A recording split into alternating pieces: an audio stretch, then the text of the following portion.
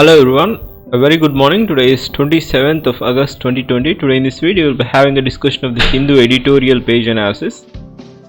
As you can see here, this is a cartoon of the day which clearly shows that the Supreme Court is allowing the NEET and JEE exams to be conducted, but you can see they are pushing the people into the corona infected zone rather than giving safety measures.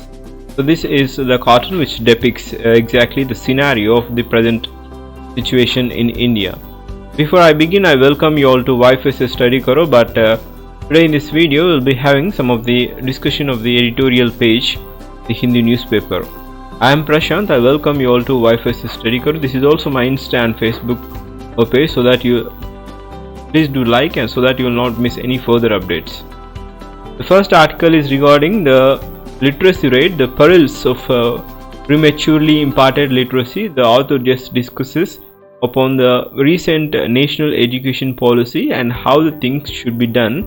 The author of this article is Krishna Kumar, who is the former director of NCRT. So by making the foundational literacy and numeracy a target of early schooling, will stress further rather than giving a more clear insight.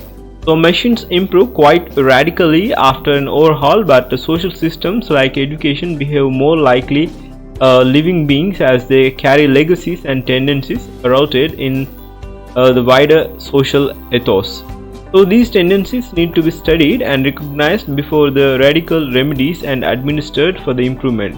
The author just focus upon the national education policy, and if we have bring at the early stage of reformation, this will further give stress to the children rather than giving more exposure.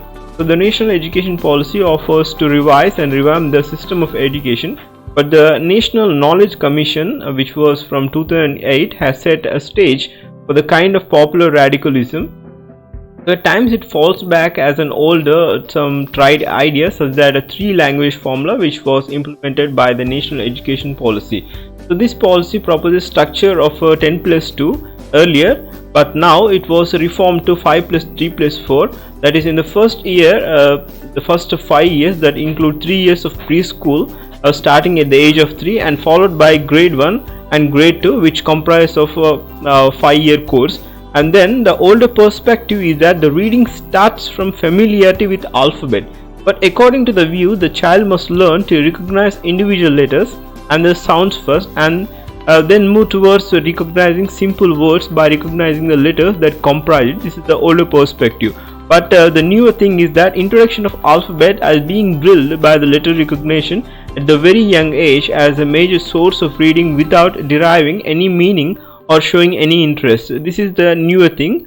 Comparison of the older age of principles of learning versus the newer principles of learning. The author prescribes that the older perspective of reading starts with the familiarity of the alphabet, so that it gives a more analytical ability to the person, so that the child can enhance his analytical skills.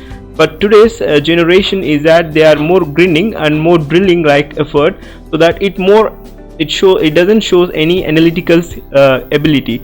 So even he also compares with the writing abilities, which basically means of conveying one's ideas to someone else. So it becomes meaningfully activity which an intended audience begins to matter for a small child. So if no need is felt for an audience, acquisition of writing becomes merely attainment of a mechanical skill rather than a writing skill developed. So what applies to reading and writing is equally true of the prematurely acquired numeracy. So mathematics offers the child to means to make a sense of world, but the desire to relate to the different object arises by widening of experience and engagement.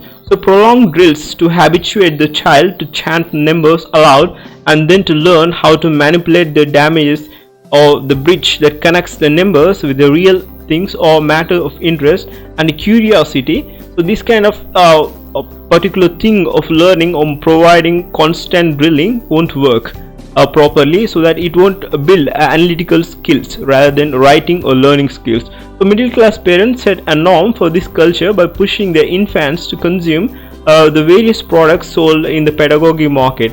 So the author also comprises and also discusses the parental structure, how they are forcing their child into the system, and they are not bothered, but they are going into the digital equipment and also latest additions, and also some of the things which are pushing into the pedagogy market.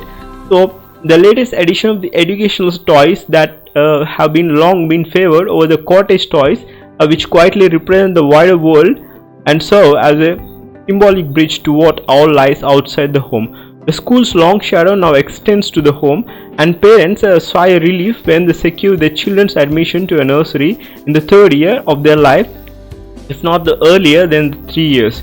So changing family norms and social conditions make a transfer of a young child from the home to the nursery inevitable.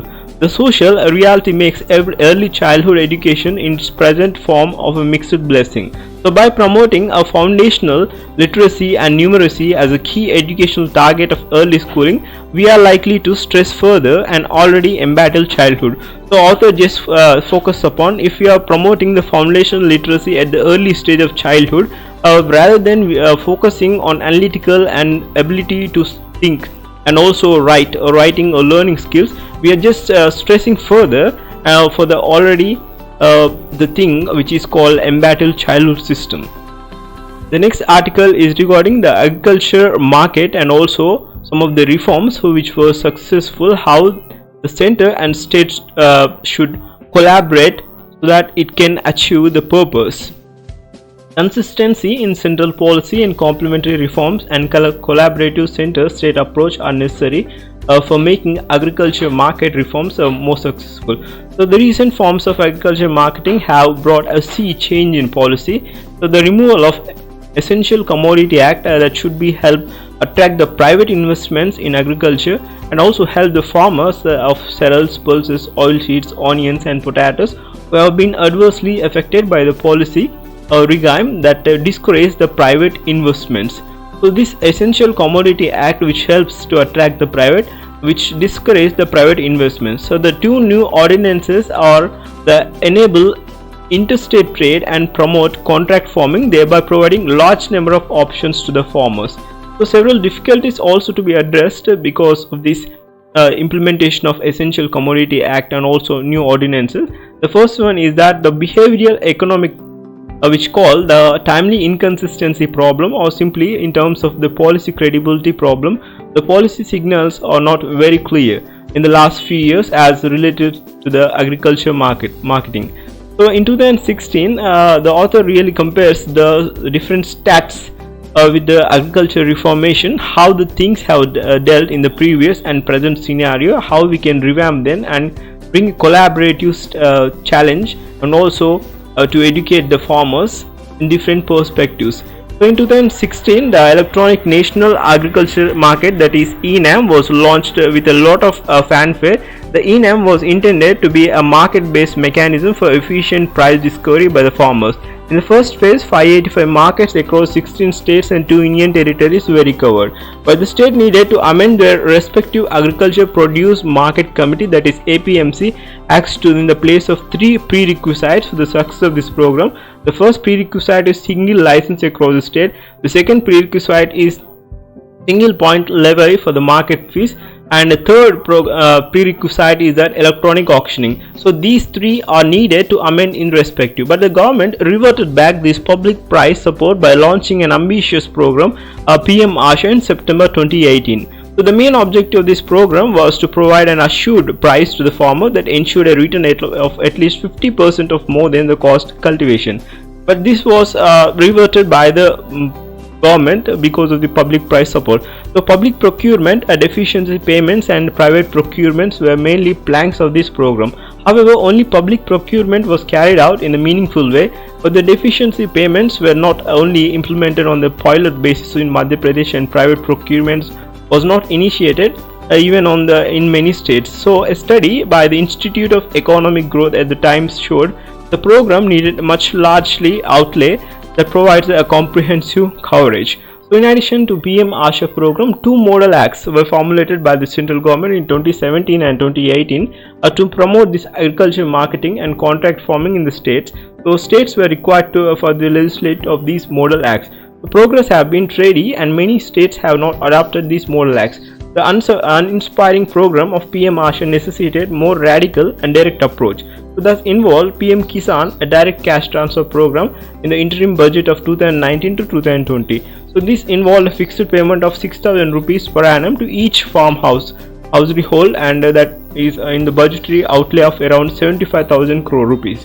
The frequent flip-flops in the farm policy from the market-based ENAM, that is to public-funded PM Asha, is now back in the markets. So this coordination between the central and state governments also among the various states become the crucial. Center must engage with the states about these constraints in order to iron out the potential problems implementing the ordinances.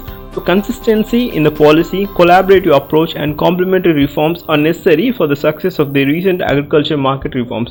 This is what the author says, that the consistency in the policy and collaborative approach will make the agriculture market reforms successful in the present scenario. The next article is regarding the sobering assessment, the RBI annual report, which is clear than more pain in the store of economy. So 3 weeks after the Monetary Policy Committee decided to hold fire on the interest rates amid accelerating retail inflation, the RBI has forecast the pain for the economy. So its assessment of the economic landscape and the prognosis of near-term prospects which point a stark picture of demand hollowed by over the severe shock of the private consumption of the public finances strained by the imperative funding of mitigation measures. So COVID-19 induced economic contraction that manifested itself the financial or fiscal financial quarter. The first quarter is now almost certain to extend through a July-September period, the RBI said in its annual report. So this is regarding the sobering assessment, and also observing the reimposition or stricter imposition of the lockdown in different parts of the country in July and August had mainly contributed to the damping and tentative revival of momentum seen in the preceding 2 months. It had several recent high-frequency indicators pointed as an unprecedented retrenchment in the activity. So the service sector has been a prime mover in the India's economy, and also central bank flagged the fact that whether the consumption have survived the shock was not manifesting in essential speeding of the services, including transport and hospitality, among the completely eviscerated. So central government, which has now gamely attempted a pandemic proofing demand by increasing its net revenue expenditure by a third of the first quarter, is however likely to find itself strapped for the resources in the coming months. So as a result, it would have also little leeway to continue the undergrid momentum.